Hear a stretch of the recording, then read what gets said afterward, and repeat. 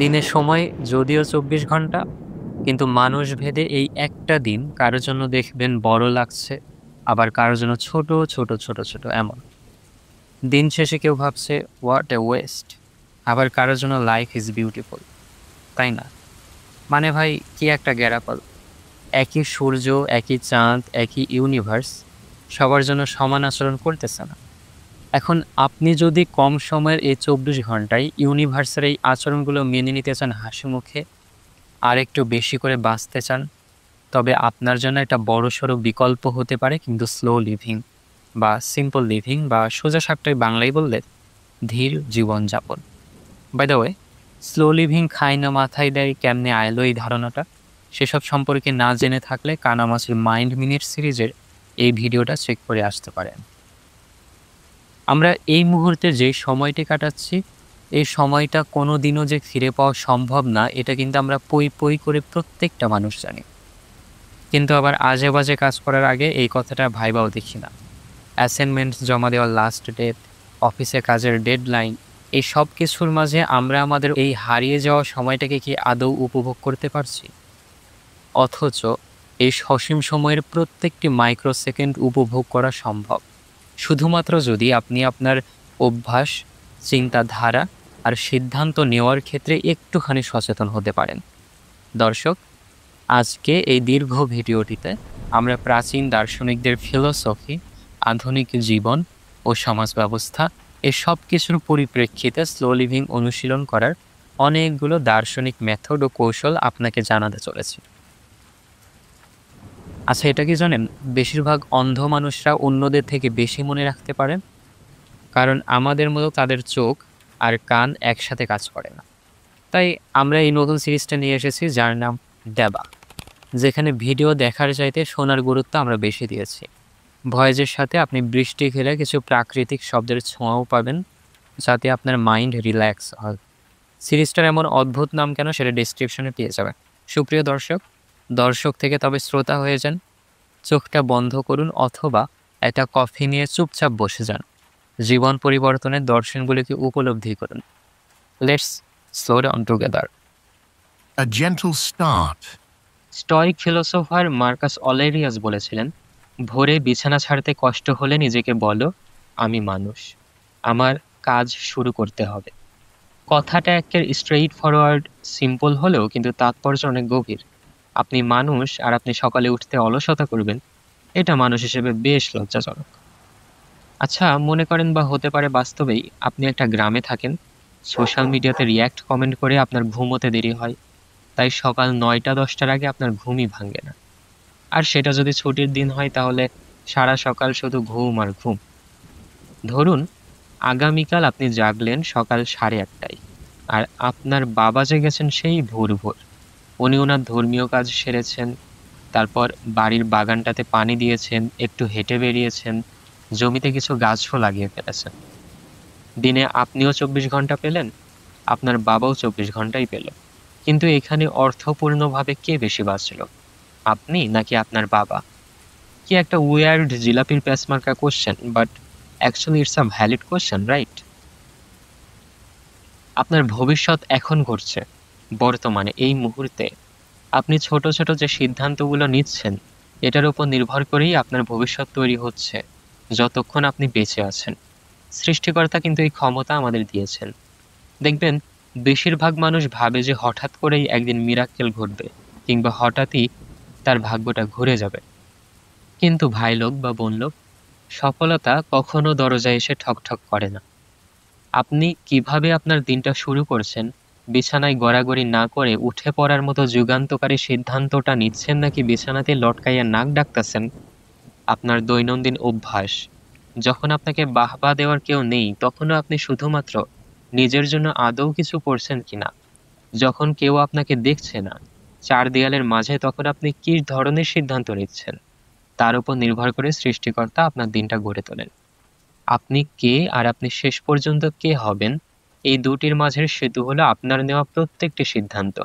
আর আপনার এক একটা দিনের সিদ্ধান্ত সেই সেতুর এক একটা ইটের মতো।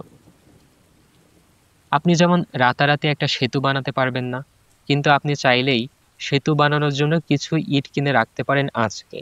ঠিক তেমনই আপনি রাতারাতি আপনার জীবনের বড়সড় পরিবর্তন করতে পারবেন না।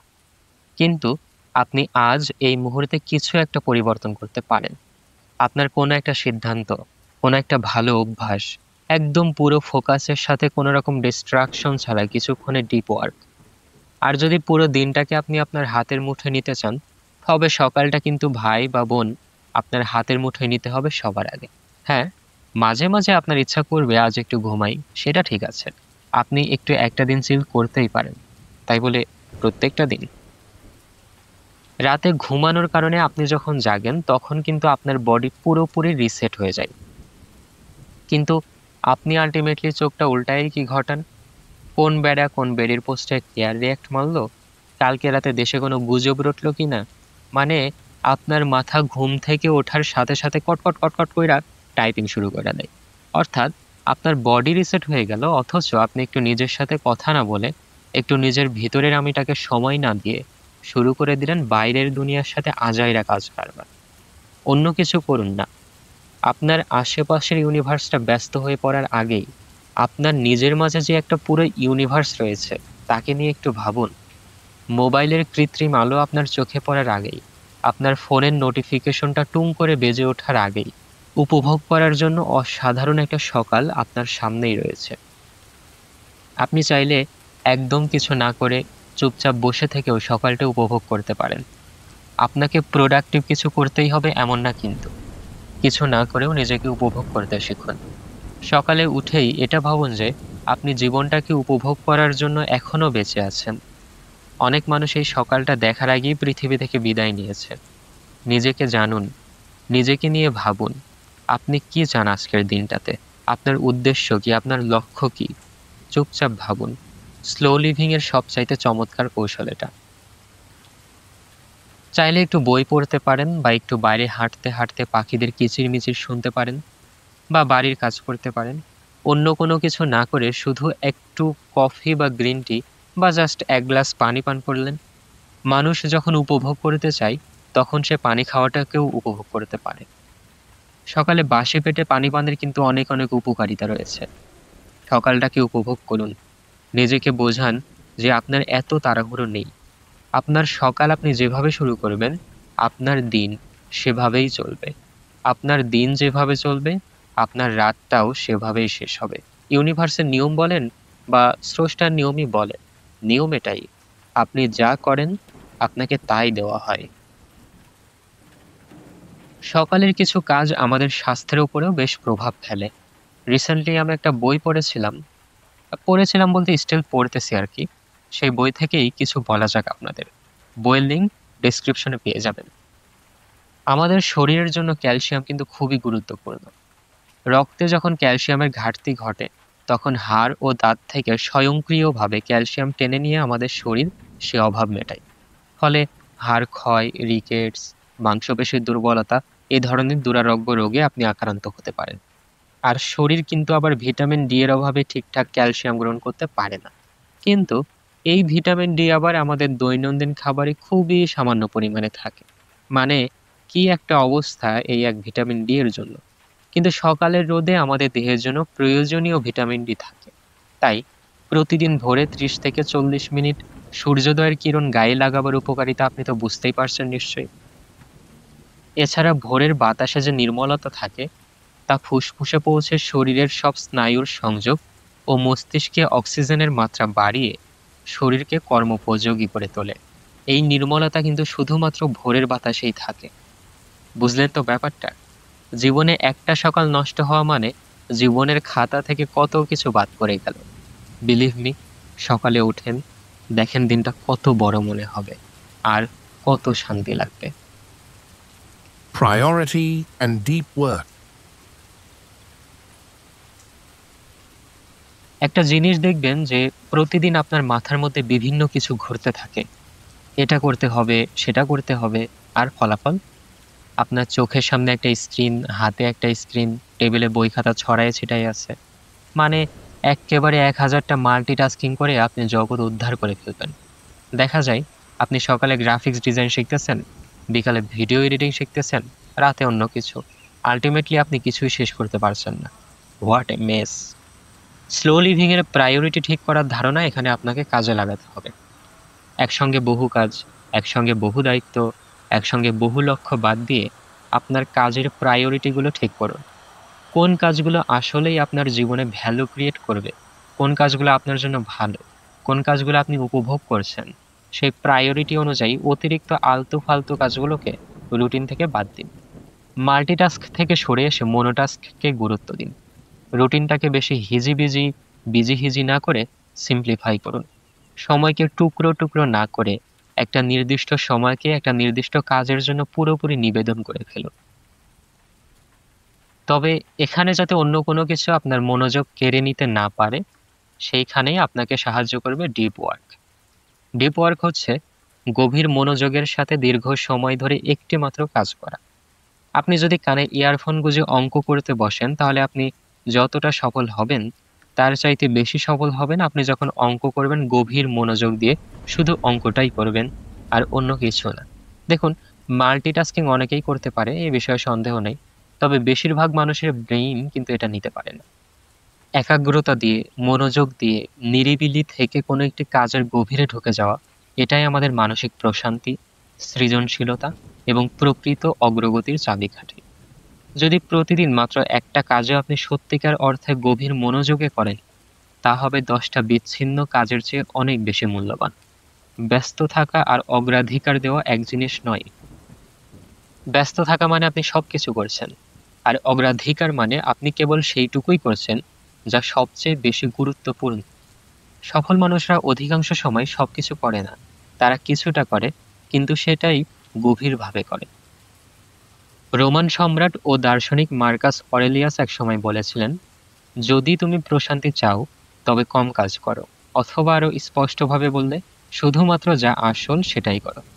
এই উক্তিটি তার বিখ্যাত স্টোয়িক গ্রন্থ মেডিটেশনস থেকে নেওয়া, যা এখনো আধুনিক মননশীল জীবনের পথপ্রদর্শক।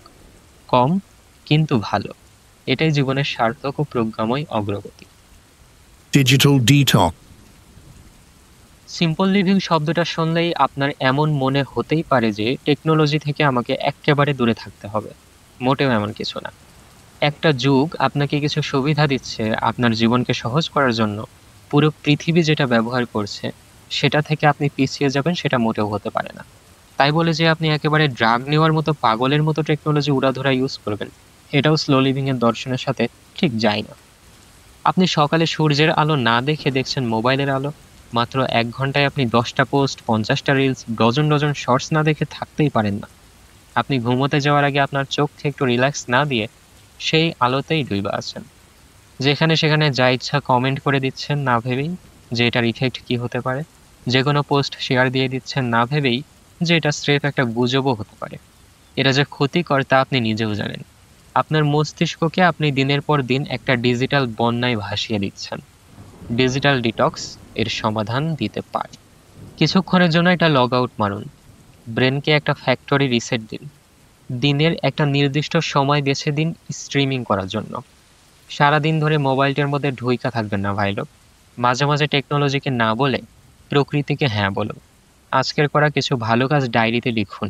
জীবনে ঘটে যাওয়া খারাপ সময় যেটা কারো সাথে শেয়ার করার সাহস পাচ্ছেন না, সেটা আপনার ডায়েরিকে জানান। কখনো কয়েক ঘন্টার জন্য, কখনো কয়েক দিনের জন্য ডিজিটাল দুনিয়া থেকে নিজেকে একটা ব্রেক দিন। নিজের মাঝে হারিয়ে যান। নিজের সাথে নিজে হাইড দ্য ফোন গেম খেলুন। যখন আপনার সুযোগ আছে আপনার বন্ধুটার সাথে একটু দেখা করে একটা টং দোকানে বসে আড্ডা দেওয়ার, তখন কেন তার সাথে হোয়াটসঅ্যাপে কথা বলতে হবে? যখন সুযোগ আছে আপনার রিলেটিভকে একটা কল দিয়ে কিছুক্ষণ কথা বলার, তখন তাকে ফেসবুকেই কেন নক দিতে হবে? আপনার পরিবারের সাথে যখন বসে আছেন, তখন ফোনটাই বা কেন হাতে রাখতে হবে? দেখবেন যে বেশিরভাগ সময় আপনি যদি একটা প্রয়োজনীয় কাজেও ফেসবুকে ঢোকেন, আপনি ভুলেই যান যে কি জন্য আসছিলেন ফেসবুকে। আসল কাজ বাদ দিয়ে আপনি স্ক্রলিং শুরু করেন, কমেন্টে রিপ্লাই দেওয়া শুরু করেন। কারণ গাঁজাখোররা যেমন গাঁজা দেখলে পাগল হয়ে যায়, আপনার ব্রেনও স্ক্রল করার সুযোগ পেলে পাগল হয়ে যায়। ব্রেনের এই অভ্যাস আপনিই বানিয়েছেন, আর এই অভ্যাসকে ওলটপালট করে নতুনভাবে সাজাতে হলে ডিজিটাল ডিটক্স আপনাকে হেল্প করবে। স্ক্রিন থেকে নির্গত ব্লু লাইট আমাদের মস্তিষ্কের মেলাটোনিন নামক ঘুমের হরমোন নিঃসরণ কমিয়ে দিয়ে মস্তিষ্ককে বলে এখন রাত নয়, এখন জেগে থাকার সময়। ফলে শরীর হয় বিভ্রান্ত, ঘুম আসে দেরিতে। হু 2018 সালে গেমিং ডিসঅর্ডার এবং ডিজিটাল অ্যাডিকশনকে মানসিক ব্যাধি হিসেবে স্বীকৃতি দিয়েছে। বিশ্ব স্বাস্থ্য সংস্থা ও আমেরিকান অপটোমেট্রিক অ্যাসোসিয়েশনের মতে 2 ঘন্টার বেশি একটানা স্ক্রিন ব্যবহারে চোখের শুষ্কতা ও ক্লান্তি বাড়ে।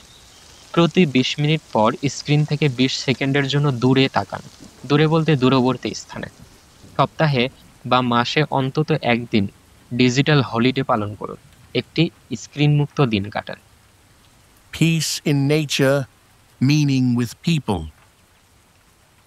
প্রকৃতিকে যদি আপনি শুধুই অবসর সময়ে ঘোরাফেরার জায়গা ভাবেন, তবে আপনি ভুলটাই জানেন। প্রকৃতি আমাদের শরীর আর মস্তিষ্কের জন্য ঔষধের মতন, যা মনকে নিরাময় করে এবং চিন্তাকে শুদ্ধ করে। আর মানুষ আপনাকে আরো বেশি শান্তি দেবে।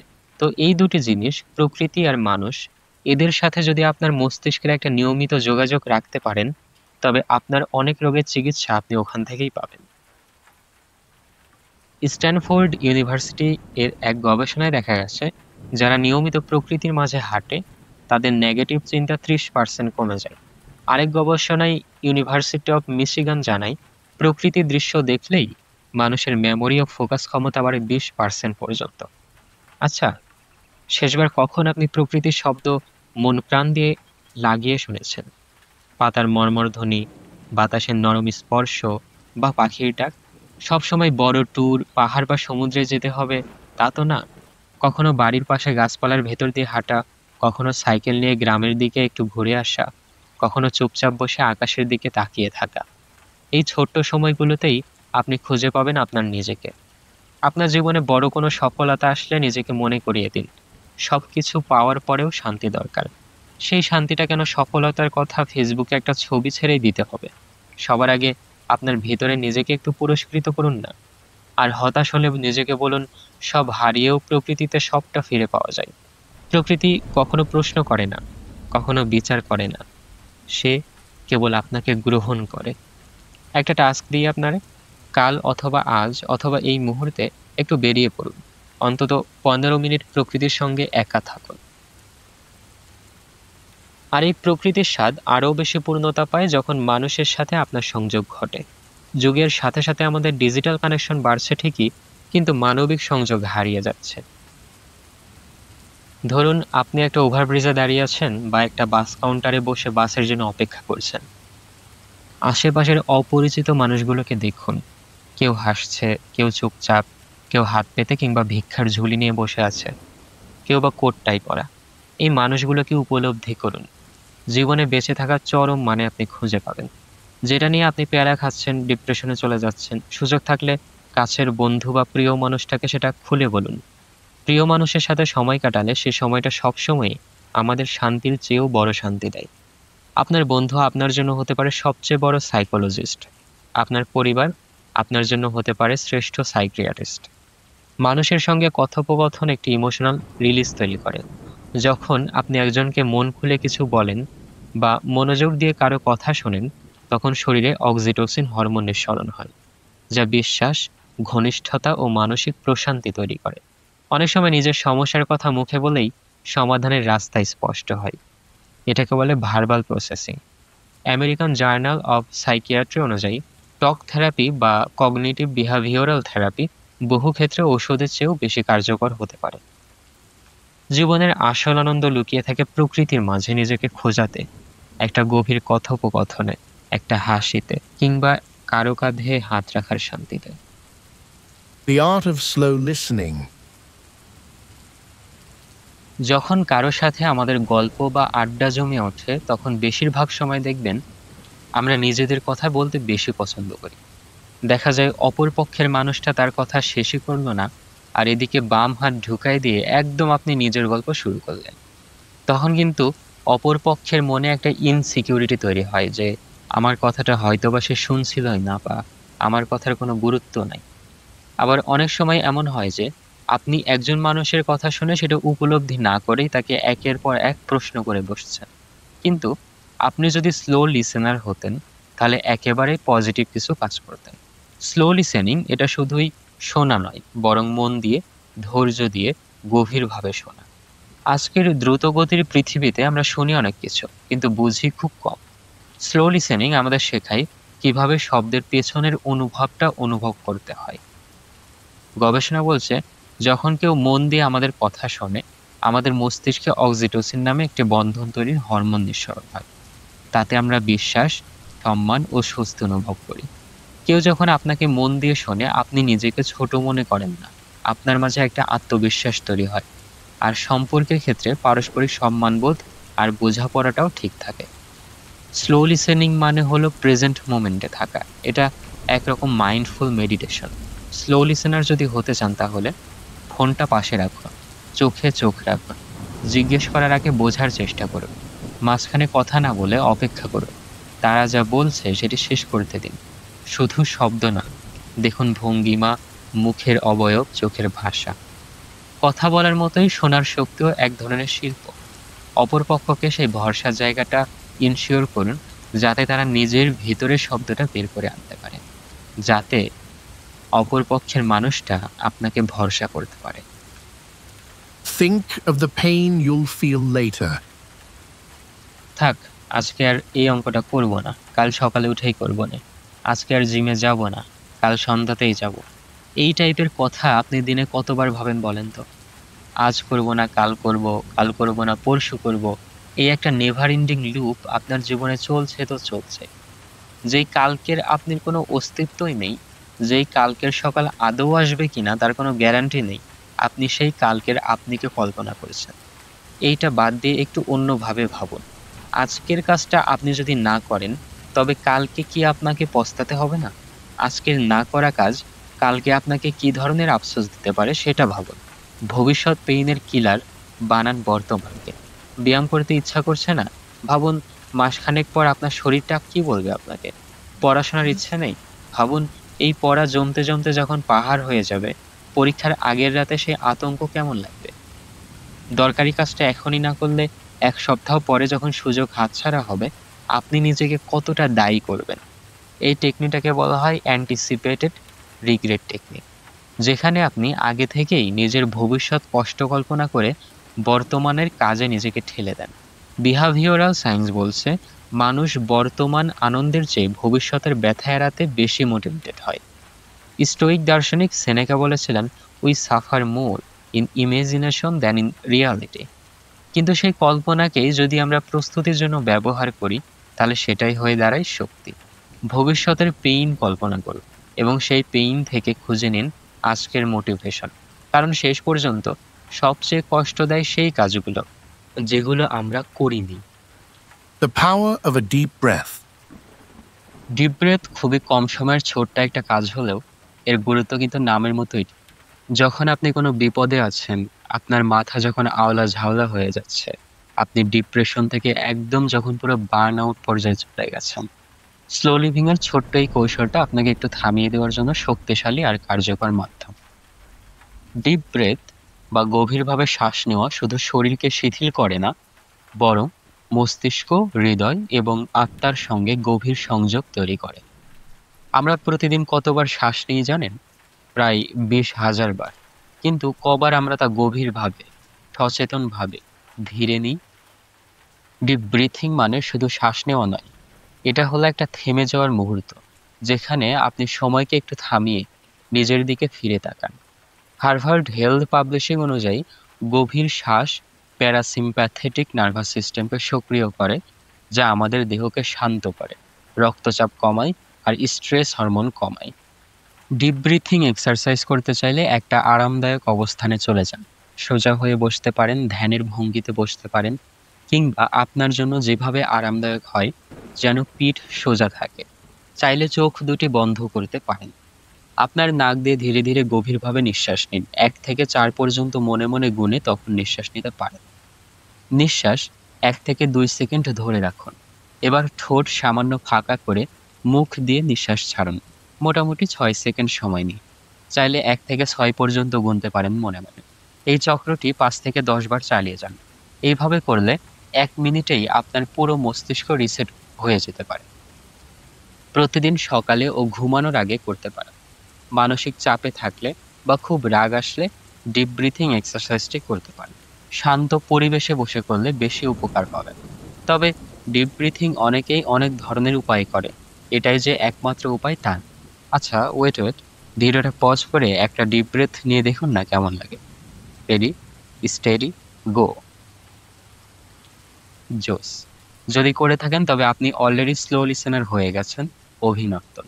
আর আপনি যদি অলস বাবু হয়ে থাকেন তবে ভাই একটা পেইন কিলার খেয়ে নেন, ভিডিওটার ব্যাকে গিয়ে একটা হলেও ডিপ ব্রেথ নিয়ে আসেন। ডিয়ার স্লো লিভার্স, জীবন দ্রুত পাল্টায়, কিন্তু শান্তি আসে ধীরে ধীরে।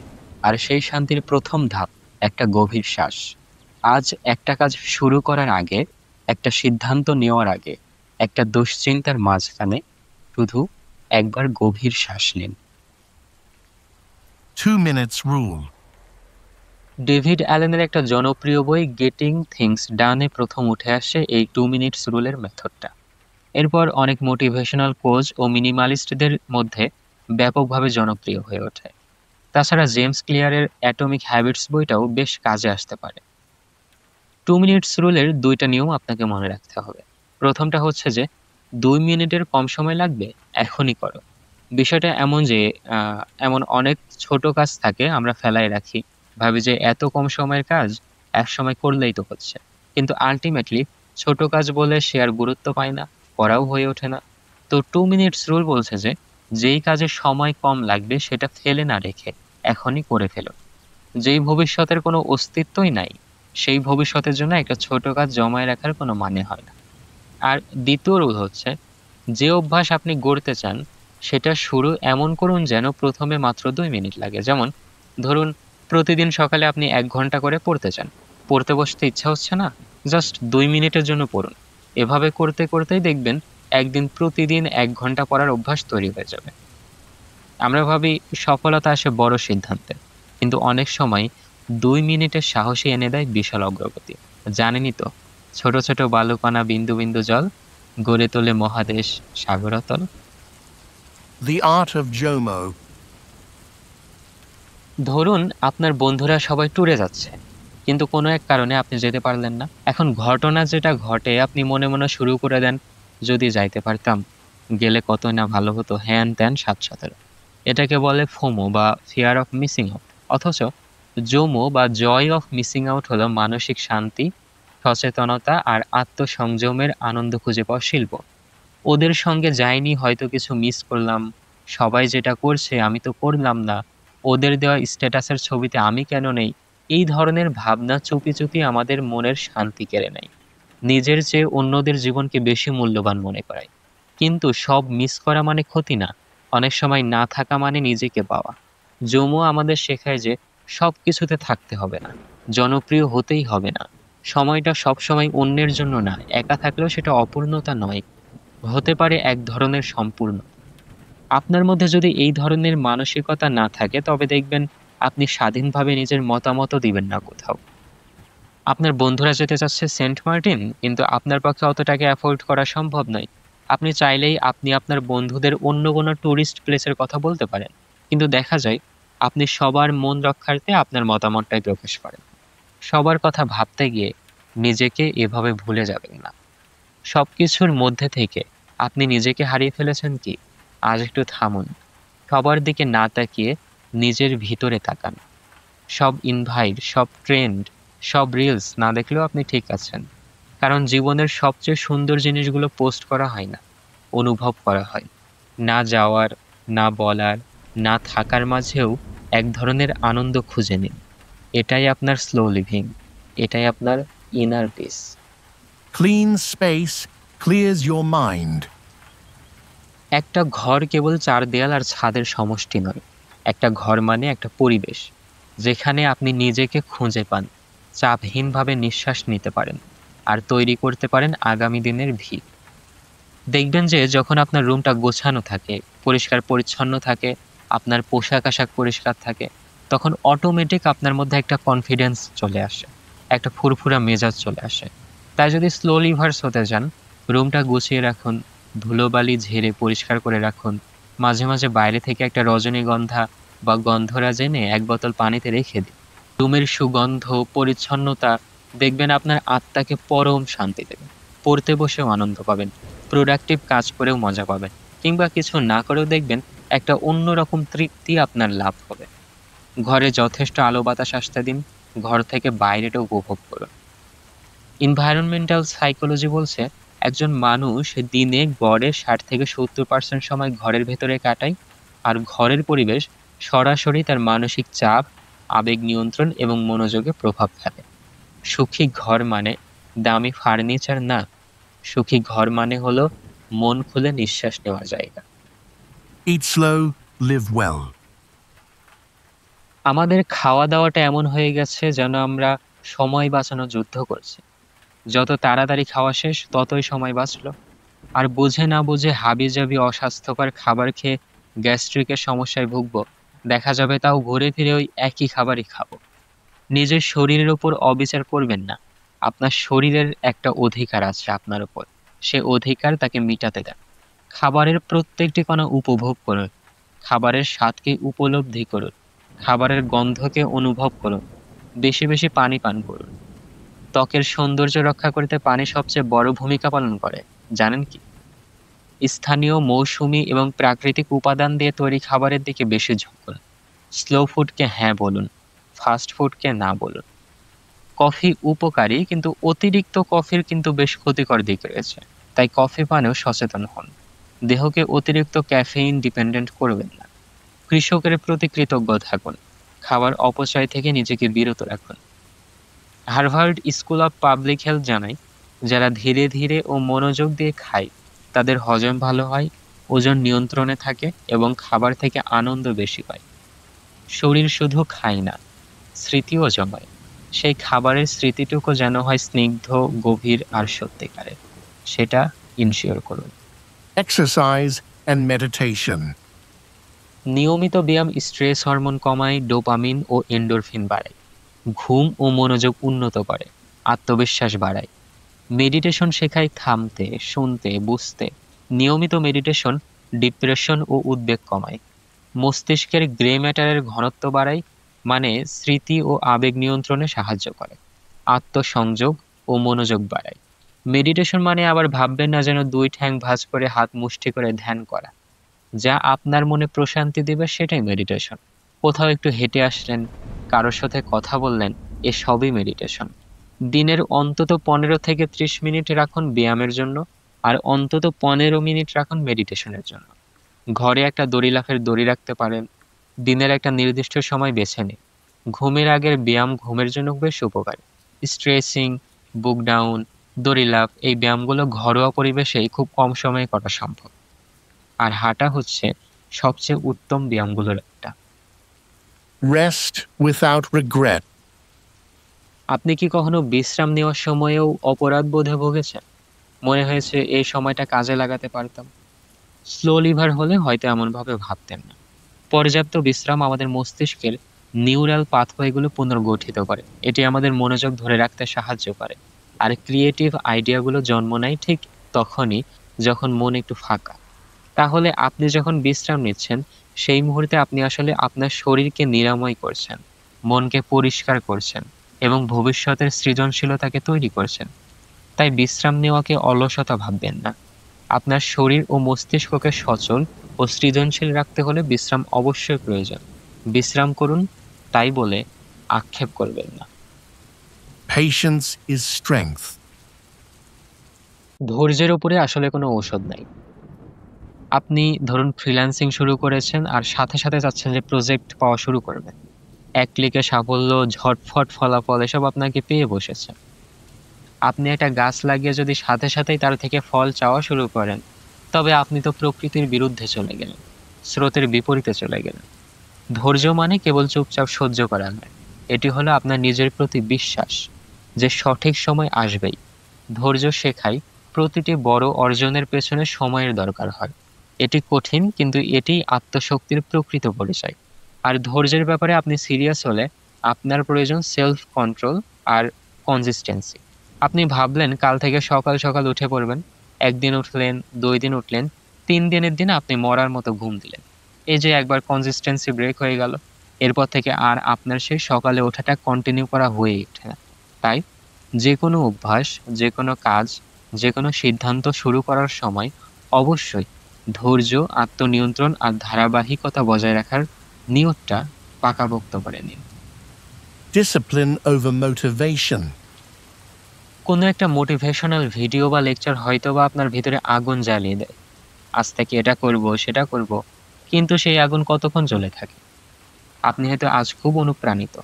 নতুন কাজ শুরু করলেন, পরিকল্পনা করলেন, এবার নিয়মিত হব।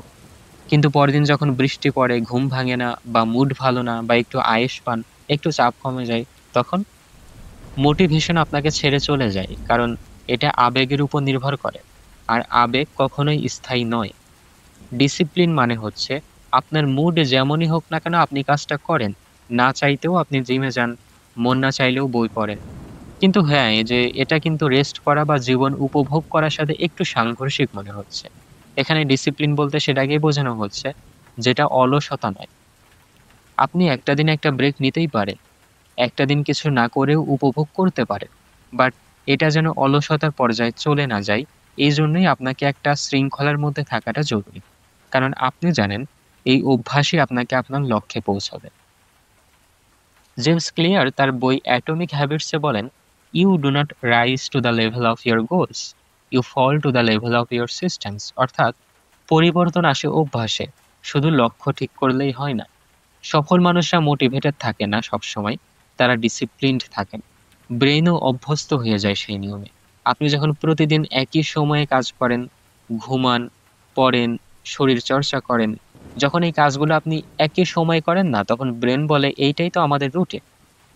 মোটিভেশন আপনাকে শুরু করতে সাহায্য করবে, কিন্তু ডিসিপ্লিনই আপনাকে শেষ পর্যন্ত পৌঁছে দেবে। তাই পরের বার যখন আপনি ভাববেন আজ মোটিভেটেড না, নিজেকে মনে করিয়ে দিন আপনি মোটিভেটেড না, আপনি ডিসিপ্লিনড। Minimalism. আমরা প্রায়োরিটির চ্যাপ্টারে যেগুলো বলেছিলাম না, মিনিমালিজম অনেকটা ওরকমই। আজকের দুনিয়ায় আমাদের জীবনের চারপাশে ভরপুর জিনিস। পোশাকের স্তূপ, নোটিফিকেশনের আওয়াজ, অগণিত পরিকল্পনা, ১০০টা অপশন, ১০০০টা চিন্তা। আর তার মাঝখানে আমরা হাঁপিয়ে উঠি। মিনিমালিজম আমাদের বলে সবকিছু থাকতে হবে না, শুধু যা দরকার তাই থাকুক। আপনার ফেসবুকে তো এত ফ্রেন্ডের দরকার নাই, যাদের আপনি জীবনে দেখেন নাই, যাদের লাইফ স্টাইলও আপনি সেভাবে ফলো করছেন না। শুধু শুধু তাদের ফ্রেন্ড লিস্টে রাখাটাকে মিনিমালিজমের দর্শন আবার খুব একটা সহ্য করতে পারেন না। স্লো লিভিং চাই আপনি থামুন, বুঝুন, উপভোগ করুন। মিনিমালিজম সেই থামার জন্য প্রয়োজনীয় জায়গা তৈরি করে। কম কিনুন, কিন্তু ভালো জিনিস কিনুন। অপ্রয়োজনীয় অ্যাপগুলোকে ফোন থেকে খোদা হাফেজ জানাই দেন। কম করুন, তবে গুরুত্ব দিয়ে করুন। মিনিমালিজম একটা শিল্প, অধিক স্বস্তি, অধিক গভীরতা, অধিক মানে খুঁজে পাওয়ার শিল্প। কম নয়, যতটুকু যথেষ্ট ততটুকুই শ্রেষ্ঠ। Seneca and Stoicism. সেনেকা ছিলেন রোমান সাম্রাজ্যের একজন প্রখ্যাত দার্শনিক, নাট্যকার ও রাজনীতিবিদ। তিনি ছিলেন স্টোইসিজম নামক দার্শনিক মতবাদের অন্যতম প্রতিনিধি। তার রচনাগুলোর মধ্যে সবচেয়ে জনপ্রিয় হলো তার চিঠির সংকলন লেটার্স টু লুসিলিয়াস বা মিত্র লুসিলিয়াসের কাছে চিঠি। এই চিঠিগুলো সেনেকা লিখেছিলেন লুসিলিয়াস নামক এক তরুণ প্রশাসককে, যিনি তার দার্শনিক শিষ্য ছিলেন। চিঠিগুলোর মাধ্যমে সেনেকা শুধু ব্যক্তিগত পরামর্শ দেননি, বরং জীবনের গভীর প্রশ্ন, নৈতিকতা, আত্মসংযম, সময়ের ব্যবহার, মৃত্যু, মনের প্রশান্তি ও প্রাকৃতিক নিয়ম অনুযায়ী জীবনযাপন সম্পর্কে দার্শনিক ব্যাখ্যা দিয়েছেন। প্রতিটি চিঠি যেন এক একটা জীবন পাঠ, গভীরভাবে চিন্তা করা ও ধীরে বাঁচার শিক্ষা। স্টোইসিজমের মূল বার্তাগুলোর মধ্যে একটি হলো নিয়ন্ত্রণের বাইরে থাকা বিষয় নিয়ে চিন্তা না করা, আবেগের উপর নিয়ন্ত্রণ রাখা এবং প্রাকৃতিক নিয়ম অনুযায়ী জীবনযাপন করা। এই দর্শন স্লো লিভিং এর মূল চেতনাগুলোর সঙ্গে অদ্ভুতভাবে মিল রাখে। সেনেকার চিঠিগুলো বারবার আমাদের মনে করিয়ে দেয় যে সময় অত্যন্ত মূল্যবান এবং যে ব্যক্তি নিজেকে জানে সে নিজের চিন্তা, সিদ্ধান্ত ও অভ্যাসকে নিয়ন্ত্রণ করতে পারে। উদাহরণ হিসেবে বলা যায়, সেনেকা তার এক চিঠিতে লেখেন, যে মানুষ প্রতিদিন জীবনের জন্য প্রস্তুতি নেয় তার কাছে মৃত্যু ভয়ঙ্কর কিছু নয়।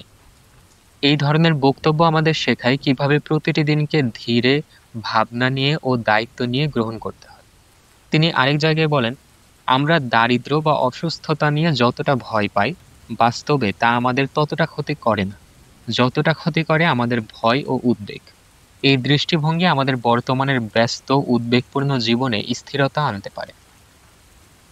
স্লো লিভিং অনুশীলনে সেনেকার স্টোইক চিন্তা গুরুত্বপূর্ণ ভূমিকা রাখতে পারে, কারণ এই দর্শন আমাদের শেখায় কিভাবে অন্তর্মুখী হয়ে নিজেকে বুঝতে হয়। বাহ্যিক জিনিসে নয়, বরং নিজের অভ্যন্তরীণ ভারসাম্যে শান্তি খুঁজে পেতে হয়। সেনেকার লেখা আমাদের আহ্বান জানায় যতটা সম্ভব কম চাওয়া, বেশি অনুভব করা, কম অর্জনের চিন্তা আর বেশি বেঁচে থাকার মানে খোঁজা। তিনি বলেন, it is not that we have a short time to live, but that we waste a lot of ইট।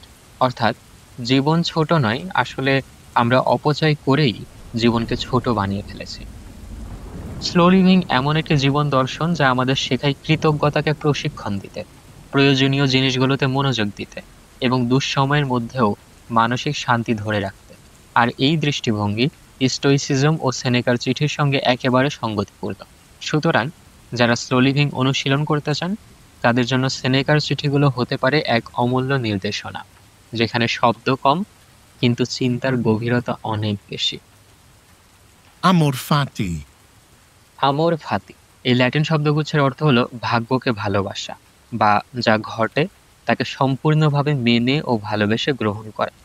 এটি একটি স্টোইক দার্শনিক ধারণা যার মূল ভাবনা হলো জীবনের প্রতিটি ঘটনা, ভালো হোক বা খারাপ, সেটিকে শুধু মেনে নেওয়া নয়, বরং সেই ঘটনার ভেতরে অর্থ খুঁজে পাওয়া, ভালোবাসা। স্টোইক দার্শনিক মার্কাস অরেলিয়াস, সেনেকা এবং এপিকটেটাস এই ধারণাকে গভীরভাবে ধারণ করেছেন। পরবর্তীকালে আধুনিক দার্শনিক ফ্রিডরিশ নিটশে এটিকে আরও এক ধাপ এগিয়ে নিয়ে যান এবং বলেন, আমার জীবনে যা কিছু ঘটেছে আমি চাই যেন তা আবারও ঘটুক। এই ভাবনা থেকে মানুষ নিজের জীবনের নিয়তি ও ঘটনাকে ভালোবাসতে শেখে।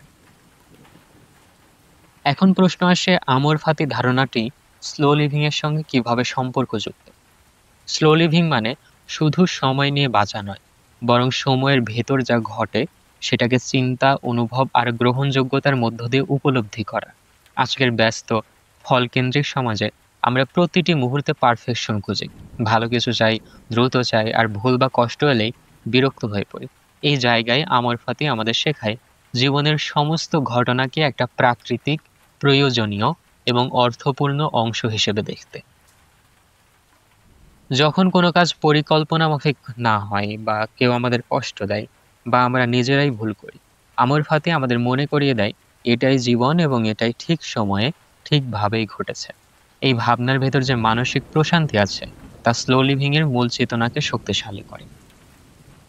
ধরা যাক আপনি সময় নিয়েছেন, ধীরে বাঁচছেন, প্রকৃতি অনুভব করছেন, সম্পর্ক গুছিয়ে নিচ্ছেন। তার মাঝেও যদি কোনো ব্যর্থতা বা অনাকাঙ্ক্ষিত পরিবর্তন আসে, আমর ফাতি আপনাকে বলে এটাও তোমার পথেরই অংশ, এটাকেও ভালোবাসো। তখন আপনি অস্থির হবেন না, বরং সেই পরিবর্তনকে গ্রহণ করবেন, বুঝতে চেষ্টা করবেন এবং তার ভেতর থেকেও জীবনের মানে খুঁজে নেবেন। এইভাবেই আমর ফাতি একটি জীবন দর্শনের চেয়ে অনেক বেশি। এটি একটি মনের অবস্থা যা আপনাকে স্লো লিভিং এর গভীরে নিয়ে যায়, যেখানে আপনি জীবনের উপর নয়, জীবনের সঙ্গে তাল মিলিয়ে চলেন, যেখানে আপনি বলেন, আমি যা বেছে নিই তাও ভালো, আমি যা পাই না তাও ঠিক আছে। এবং এই গ্রহণযোগ্যতার মধ্য দিয়েই আপনি খুঁজে পান বাস্তব প্রশান্তি। সুতরাং যারা সত্যিকার অর্থে স্লো লিভিং অনুশীলন করতে চান, তারা যদি আমর ফাতি এর চেতনা ধারণ করেন, তাহলে তারা শুধু ধীরে নয়, বরং গভীরভাবে ও সচেতনভাবে বাঁচতে শিখবেন। কারণ তখন জীবনের প্রতিটি ক্ষণই হয়ে উঠবে একটি স্বেচ্ছায় বরণ করে নেওয়া মুহূর্ত, ভালোবাসা দিয়ে পূর্ণ। Freedom through saying no. না বলা মানে আপনি অহংকারী নন, আপনি কেবল বুঝেছেন আপনার সময়, শক্তি এবং মানসিক স্বাস্থ্য সীমিত। আপনি সব কাজ করতে পারবেন না, সবাইকে খুশি করতে পারবেন না, এবং সেটাই স্বাভাবিক। আপনি কি এমন কিছুতে রাজি হয়ে গেছেন যা আপনার নিজের মূল্যবোধের সাথে যায় না? তাহলে সেই হ্যাঁ হয়তো কাউকে খুশি করলেও আপনাকে ছোট করে ফেলেছে। নিজেকে জিজ্ঞেস করুন, এই সিদ্ধান্তটা কি আমি মন থেকে নিচ্ছি নাকি চাপের মুখে? মানুষ জানবে আপনার সীমা কোথায়। প্রথমবার কঠিন লাগবে, দ্বিতীয়বার অপরাধ বোধ হবে, কিন্তু তৃতীয়বার আপনি অনুভব করবেন স্বাধীনতা। না মানে আপনি নিজের প্রতি সৎ। The silence after sunset. দিনটা শেষ হলো, সব কাজ হয়তো শেষ করতে পারেননি, কারো ফোনের উত্তর দেওয়া হয়নি, কোনো মেসেজ হয়তো পড়ে রইল, কাউকে মন ভরে হাসিও দিতে পারেননি। এমনকি নিজেরই হয়তো মনে হচ্ছে আজ আরেকটু ভালো করা যেত। এসব অনুভূতি খুব স্বাভাবিক, কারণ আমরা মানুষ, অপূর্ণতা আমাদের মধ্যে থাকেই। তবে দিনের শেষে মনে রাখতে হবে আপনি চেষ্টা করেছেন, সেটাই অনেক। আপনি আজও নিজেকে নিয়ে, পরিবার নিয়ে, দায়িত্ব নিয়ে এগিয়েছেন। সবসময় জয়ী হতে হয় না, মাঝে মাঝে শুধু টিকে থাকাটাই জয়। দিনের শেষে আপনাকে পারফেক্ট হতে হবে না, আপনাকে শুধু মানবিক হতে হবে। নিজের প্রতি সদয়, নম্র আর ধৈর্যশীল হতে হবে। এই সময়টাই আমরা ভুলগুলোকে স্বীকার করি, শেখার জায়গা খুঁজি, সাফল্যগুলোকে বিনয়ের সঙ্গে গ্রহণ করি, আর একবার নিজেদের বলি, তুমি ভালো করেছো আজ। এখন প্রশ্ন হলো, দিনের এই শেষ ভাগে আপনি কি করছেন? রাতের বেলায় তাড়াতাড়ি ঘুমোতে যাওয়া কিন্তু নিছক শাসনের বিষয় নয়। এটা বিজ্ঞানের ভাষায়ও নিজের প্রতি যত্নের একটা বড় চর্চা। নিয়মিত ভালো ঘুম শুধু ক্লান্তি দূর করে না, এটি মস্তিষ্ককে নতুন দিনের জন্য প্রস্তুত করে তোলে। দ্রুত ঘুমালে আপনার মন পরদিন আরো পরিষ্কারভাবে চিন্তা করতে পারে, আবেগ থাকে স্থির এবং শরীর থাকে সতেজ। ঘুমোতে যাওয়ার আগে একটা ছোট অভ্যাস গড়ে তুলুন। ফোন এবং স্ক্রিনের সঙ্গে সময় কাটানো। অন্তত ৩০ মিনিট আগে স্ক্রিন থেকে দূরে থাকুন, কারণ স্ক্রিনের নীল আলো আমাদের ঘুমের হরমোন মেলাটোনিন নিঃসরণে বাধা দেয়। তার বদলে আপনি বই পড়তে পারেন, ছোট্ট একটা প্রার্থনা করতে পারেন, অথবা জানালার বাইরে তাকিয়ে চাঁদের আলো গায়ে মাখতে পারেন। আরেকটা অভ্যাস, ঘুমানোর আগে নিজের বিছানাটা গুছিয়ে রাখা। এটা হয়তো খুব সাধারণ একটা কাজ, কিন্তু এর মাধ্যমে আপনি নিজেকে বলছেন, আমি নিজের যত্ন নিই। ঘুমের আগে গুছিয়ে রাখা বিছানা আপনাকে মানসিকভাবে প্রস্তুত করে দেয় এক ধরনের নিরাপদ বিশ্রামের জন্য। দিন শেষে যদি কোনো স্বপ্ন, চিন্তা বা আইডিয়া মাথায় আসে, সেটাকে ছোট্ট একটা খাতায় লিখে রাখুন। অনেক সময় আমরা ঘুমিয়ে গেলে সেই ভাবনাগুলো হারিয়ে যায়, কিন্তু যদি লিখে রাখি, অনেক দিন পর সেগুলো হয়ে উঠতে পারে আমাদের জীবনের রূপরেখা। তাই আজকের রাতটা কেবল বিশ্রামের নয়, নিজের সঙ্গে বোঝাপড়ার, হারানোর মধ্যে কিছু খুঁজে পাওয়া, প্রতিযোগিতার মধ্যে নিজেকে আলাদা করে চিনে নেওয়ার। আজকের দিনটা যেমনই যাক, রাত আপনার হোক শান্ত, গভীর আর পরিপূর্ণ। নিজেকে বলুন, ভালো করেছো আজ, কাল আবার শুরু করব, কিন্তু এখন আমি নিজেকে বিশ্রাম দিচ্ছি। আজ তাহলে এ পর্যন্তই। শুরু করুন স্লো লিভিং, উপভোগ করুন জীবন, হয়ে উঠুন একজন স্লো লিভার। ভালো থাকুন, ভালো রাখুন। আসসালামু আলাইকুম।